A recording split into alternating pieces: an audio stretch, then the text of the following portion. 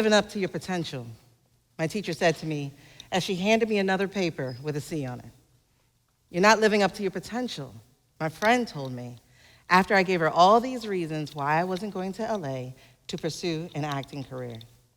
Ms. Cannon, you're not living up to your potential, a student told me, after I delivered this powerful lesson on pursuing your possibilities. You should be more than just a teacher. That hurt, because she has just called me out as a hypocrite.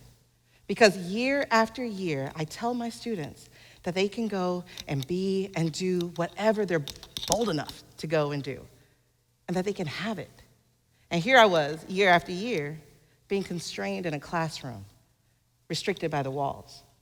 Or rather, I was restricted by my potential. You see, I don't believe there's a just to teaching.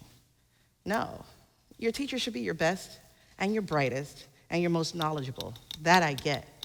What I don't get and what I don't like and what frustrated me about teaching these last 12 years was the bowing to standardized tests and the stamping out of creativity and diversity and difference. And so, like a broken record with jagged edges, I felt, rather than heard, those words. I'm not living up to my potential. I should be more. But what is more? And by whose definition? I spent years trying to figure that part out. And then finally I did what every educated professional does. I Googled it. And wouldn't you know it, millions upon millions of people had that same exact question. In fact, I returned 1.3 billion hits on Google. And all these experts, they dove into how and why we can achieve our potential. And some of them actually gave up and was like, look, don't even worry about it, just live.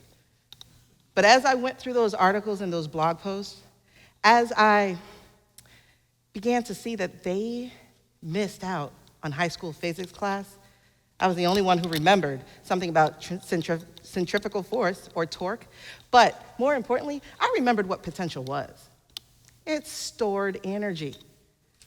By that definition, that meant that I was holding in everything that I was, everything that I've acquired, and everything I will ever be, and not doing anything with it.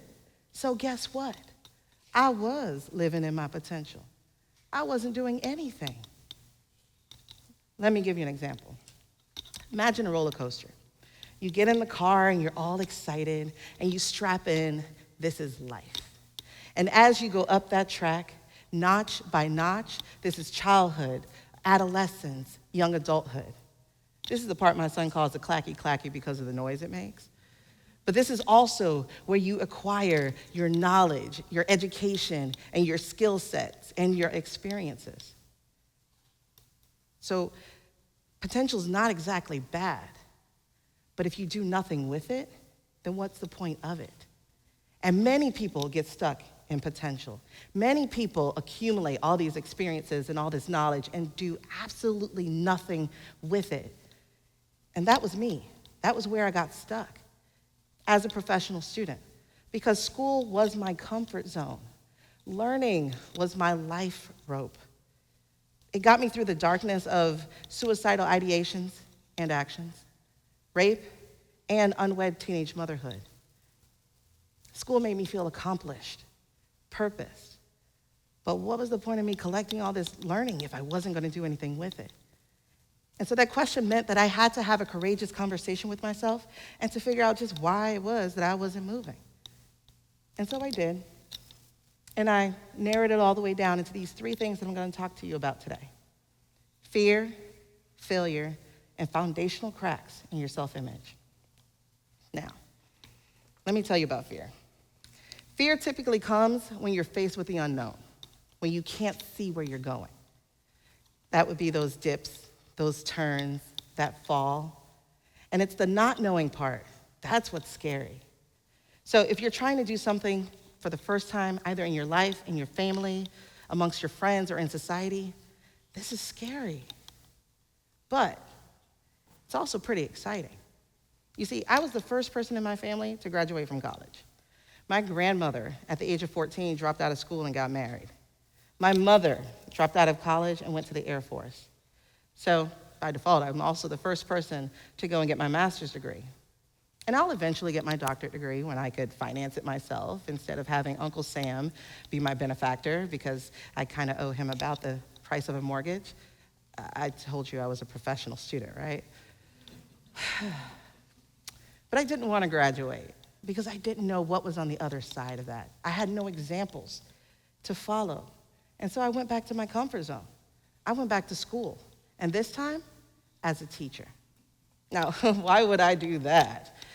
Well, I was afraid of failure as well. Because life and school teaches you that failure is not an option. But I'm going to tell you, they lied to you. Failure is not only an option, it is a requirement. Oh, yes, you must make a fail your first attempt in learning. You must. Because if you don't take that first step, how will you ever get anywhere?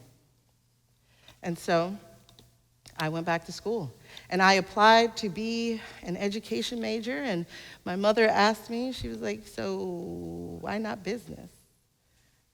What do I know about business? My mother was a clerk. She typed all day and put numbers in a computer. My father was a supervisor over laborers at a bread company, so where was I going to get business from? Nowhere. And life is actually not a classroom, not the kind that I actually teach in. See, life is not where you get a wrong answer and it really is the wrong answer. Life is not where you have to solve a problem exactly the way as the person did before you. See, in math, I never understood why it was required that I solved a problem in 6 steps when I could do 3. But you see, I had these foundational cracks in my self-image, so I never really spoke up for myself. And that girl whose IQ flirted with that of a genius IQ felt like people were going to find out she was a fraud. I mean, those IQ tests were so easy, all those stupid puzzles and spacious stuff, and it was fun. How does that mean I'm smarter than everybody else? But because of those cracks also, I felt that I wasn't worthy of pursuing that dream in LA as an actor. And because of those foundational cracks, I also thought I deserved to struggle in life. If you remember, I told you, I applied to be an education major, and my mother, when she asked me, why did I not choose business? She made me doubt my decision. And so when I struggled as a teacher and a single mom to take care of my family, I thought I deserved that. At least that's what the public told me, and the politicians told me, and my parents. But if you have foundational cracks in your self-image, that means that fear and failure can run rampant. It can keep you stuck in your potential. You're not going to go anywhere. And the only way to combat that is to get kinetic. You see, kinetic energy is completely opposite of potential energy. Potential energy, stored energy. Kinetic energy, energy in motion. And that is the only way you're going to fix that fear, those failures, and those foundational cracks. Because when that car gets moving, and you know that those dips and those turns are ahead, you also know that those dips and those turns, those falls and those failures, those highs and the lows, those are required because that's what makes life worth it. That's what makes that ride worth it. And when you encounter those foundational cracks in your own life and you get stuck in those lows, you gotta get kinetic. You have to get moving right through those lows because lows mean they're learning opportunities for winning season. I'm standing here today, so yeah, I'm not in LA. I'm not an actress. I didn't go off and pursue that. But in Atlanta, I take screenwriting classes, and I am creating the movie roles that I want to see and maybe one day be. And that rape that occurred to me, oh yeah, I turned that into 2 books. The first book is an autobiography that details my experience, but that second book, that book is making a difference because it is the book that guides people who have been through sexual assault to reclaiming their own lives, to taking back their power, to owning their own voice, to living kinetically. And that teaching experience, oh, I'm a book coach now. So I teach other adults how to have the courageous conversations with themselves and how to turn their own stories into those impactful books that help other people. So I hope I just showed you that nothing you've been through in life is wasteful. Everything that you have collected and accumulated that is useful towards being kinetic.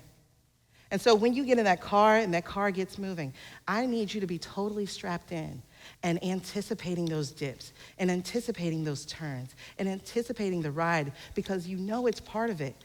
And I need you to find the joy in that journey. Because a life worth living is one lived in motion.